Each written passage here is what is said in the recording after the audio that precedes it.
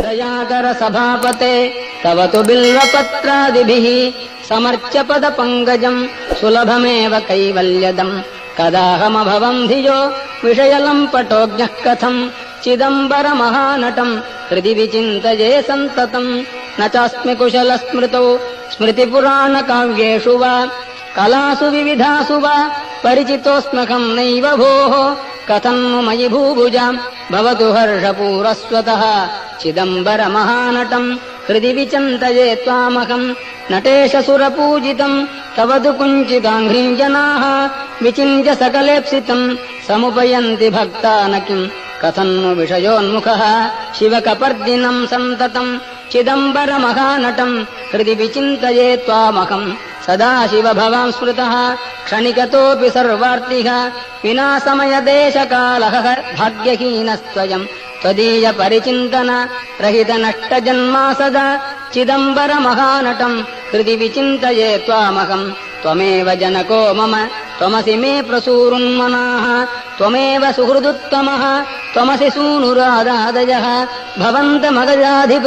त्रिदश सार्वभौमत्वकम् चिदम्बरमहानटम् हृदि विचिन्तये सन्ततम् नृकण्डुतनयम् पुरा शमनपाशसम्पीडितम् यदीयपदपङ्कजम् शरणमेवावापस्वकम् निहत्य यमुनाग्रजम् शिततमत्रिशूलेन तम् चिदम्बरमहानटम् हृदि विचिन्तये त्वामहम् उमासखचिदात्मकम् तव तु दिव्यरूपम् विभो हृदन्तरनिविष्टमप् अहमपारयन्वीक्षितुम् मुदैव विचरन् बहिर्यपनयम् सकालम् कदा चिदम्बरमहानटम् हृदि विचिन्तये त्वामहम् विमृश्य मयि किल्बिषान् अवधुनोत्ययम् नार्हति प्रकाममतिदुष्टधीः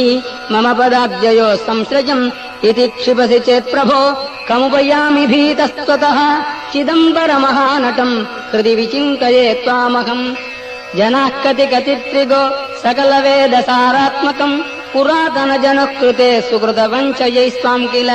समर्च्य कृतिनो न किम् दुरितकृत्कथम् त्वामहम् चिदम्बरमहानटम् हृदि विचिन्तये त्वामहम् पतञ्जलितपःफलम् मुनिजनौघजीवातुकम् प्रपन्नजनकल्पकम् विधिहृदब्जसंवासिनम् सुपूजितमहर्निशम् श्रुतिपथैकनिष्ठैर्द्विजैः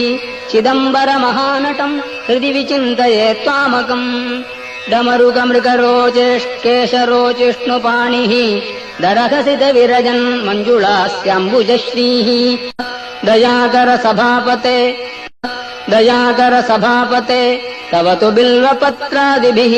समर्च्य पदपङ्कजम् सुलभमेव कैवल्यदम् कदाहमभवम् धियो विषयलम्पटोऽज्ञः कथम् चिदम्बरमहानटम् हृदि विचिन्तये सन्ततम् न चास्मि कुशलस्मृतौ स्मृतिपुराणकाव्येषु वा कलासु विविधासु वा परिचितोऽस्म्यहम् नैव भोः कथम् मयि भूभुजाम् भवतु हर्षपूरस्वतः।